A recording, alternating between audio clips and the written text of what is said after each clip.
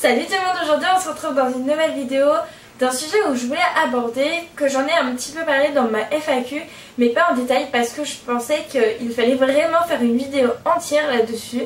Donc c'est les études après les États-Unis, ou pendant, ou avant, quand partir au niveau des études. Alors, c'est vrai que c'est assez compliqué de savoir vraiment quand partir parce qu'on se dit j'ai mes études, j'ai peur qu'en partant un an, après je n'ai pas envie de reprendre mes études ou alors qu'ils ne m'acceptent tout simplement pas, mais je veux pas partir trop tôt parce que mon niveau d'anglais est vraiment bas et j'en ai besoin pour mes études. Enfin bref, c'est la galère et c'est compliqué. Donc aujourd'hui dans cette vidéo je vais parler de 3 points. Donc d'abord moi, comment ça s'est passé, ce que j'ai fait, un peu comment dire, mon chemin. Après je vais vous parler de la fac ou des études après, comment reprendre, qu'est-ce qu'ils en pensent et tout ça. Et en troisième point je vais vous parler de 1 an sans études, mais comment on a envie de reprendre après. Donc il faut savoir que moi je suis partie entre ma 2e année et ma 3e année de licence. Alors je faisais une licence en tourisme et j'avais absolument besoin des langues. Pourquoi je suis décidée de partir entre ma 2e et ma 3e année? Parce qu'en 3e année de licence, on a le droit de se spécialiser dans quelque chose qui nous plaît. Moi, à cette époque, c'était vraiment les métiers aériens qui me plaisaient parce que je voulais être hôtesse de l'air. Je n'étais même pas sûre de vouloir continuer en licence 3, en fait, parce que je savais qu'en étant hôtesse de l'air, il fallait pas spécialement d'études supérieures, mais qu'il fallait un diplôme spécial. Donc du coup je me suis dit quitte à partir maintenant, au pire des cas je suis pas motivée à continuer mes études, j'arrêterai mes études en rentrant et je ferai mon diplôme. Je suis un peu partie pessimiste, c'est vrai, mais je me suis dit après si j'ai un bon niveau d'anglais, pourquoi pas tenter de faire ma L3 et après ma L3 j'arrête mes études. Donc la L3 que je voulais faire c'était une L3 Management des services aériens et il fallait être bilingue. Parce que c'était sur dossier, et il y a une licence 3 qui propose cette licence-là dans toute la France, sachant qu'il y a 380 demandes pour 20 ou 40 places, je me rappelle plus. Il fallait absolument que je parte, parce que mon anglais était tellement bas. Comme je vous ai dit dans la FAQ, je suis partie en rattrapage à cause de mon anglais, parce que je n'ai eu que 6. Donc, il n'y avait pas le choix. Donc ma mère au début, elle n'était pas trop d'accord, elle n'était pas trop pour, et c'est vrai que si je voulais partir en tant qu'au pair, c'est parce qu'en fait à l'origine je voulais vraiment visiter les États-Unis et apprendre l'anglais. Et ma mère, voyant que je n'avais pas trop le choix au niveau de l'anglais, elle m'a dit bon, si la fac est sûre de te reprendre après, ok tu peux partir. Parlons de la fac, donc là j'en ai parlé à ma faculté et ils m'ont dit mais bien sûr Laura, faut que tu parles justement si tu vas faire une L3 Management des services aériens, tu n'as pas le choix que d'être bilingue si tu veux être accepté et être sûr d'être accepté. Donc pars, il n'y a pas de souci, pars 1 ou 2 ans, on te reprend après sans problème. Il faut savoir que beaucoup d'entre vous ont peur par rapport au fait est-ce que la fac va vouloir me reprendre après ou les études.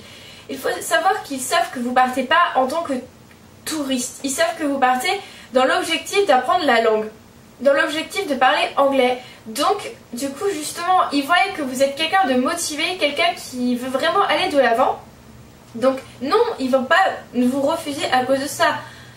Voilà, enfin après si vous avez des entretiens bien sûr, si c'est votre entretien, mais ils n'ont pas à vous refuser parce que vous êtes parti 1 ou 2 ans dans un pays étranger pour apprendre la langue. Justement, comme je vous dis, ils voient que vous êtes quelqu'un de très motivé et donc du coup justement votre profil les intéresse encore plus. Mais 1 an sans études, c'est long, non? Il faut savoir que le programme au pair, c'est un visa J-1. Qu'est-ce que c'est un visa J-1? Ce n'est pas un visa de travail. Non. C'est un visa étudiant.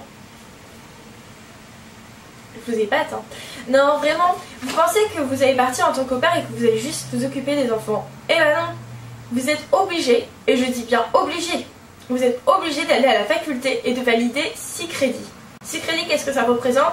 Ça représente 60 heures. Oui, 60 heures, ça peut me paraître pas très long. Je suis d'accord. Mais sachant que les heures sont bien étalées, vous allez à la fac en fait pendant votre année à peu près toutes les semaines. Donc du coup, vous ne perdez pas le rythme d'aller en cours. Vous savez toujours ce que c'est.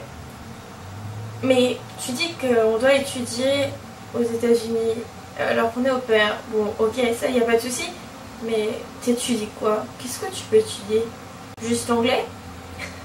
Alors là, Pour ceux qui ont un très bon niveau d'anglais et ceux qui n'ont pas un très bon niveau d'anglais, beaucoup de cours sont à votre disposition. Moi, pour mon premier semestre, j'ai choisi Grammar, soit grammaire. Je suis dans le groupe le plus bas.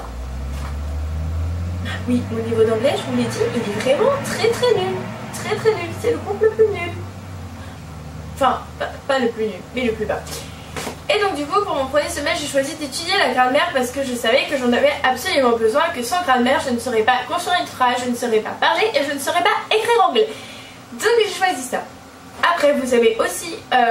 en fait, je vous parle surtout là de ce que les opères prennent le plus. Donc, les opères prennent le plus la grammaire et les opères prennent le plus conversation. Donc, conversation, c'est que pendant le cours, vous parlez en anglais, vous voyez la prononciation, vous voyez aussi la construction d'une phrase.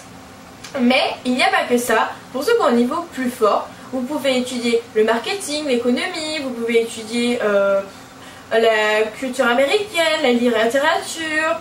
Vous pouvez tout étudier, tout est à votre disposition. Vous n'avez pas genre juste à apprendre l'anglais. Vous pouvez apprendre une matière comme je vous dis par exemple le marketing. Non, c'est ça qui est génial. C'est ça qui est super bien en fait. C'est que vous pouvez apprendre quelque chose qui vous intéresse vraiment. Eh mais moi je voulais partir avec un programme au début pour étudier aux États-Unis, mais quand j'ai pris, alors tu nous dis qu'il faut qu'en plus que tu étudies, mais ça va coûter super cher. C'est ça en fait, l'avantage de partir au pair, c'est qu'on a une bourse de 500 $ qui nous permet d'étudier pendant l'année, qui nous permet de valider nos 6 crédits.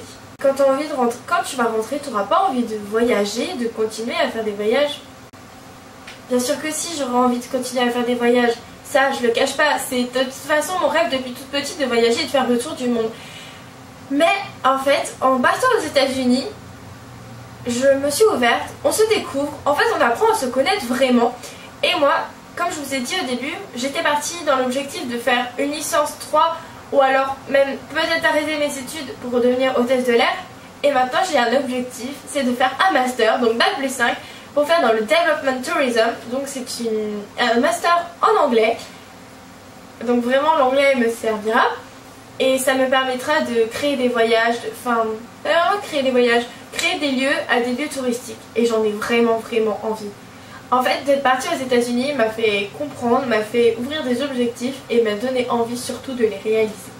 Donc voilà, j'espère que cette vidéo vous aura plu et si vous avez plein d'autres questions à me poser au niveau des études que je n'aurais pas répondu dans cette vidéo, n'hésitez pas à me les écrire en commentaire et je vous y répondrai soit dans une FAQ ou soit si je vois qu'il y en a vraiment beaucoup sur une vidéo numéro 2 au niveau des études aux États-Unis et l'après-études. Donc on se retrouve dans une prochaine vidéo. Prenez soin de vous. Ciao.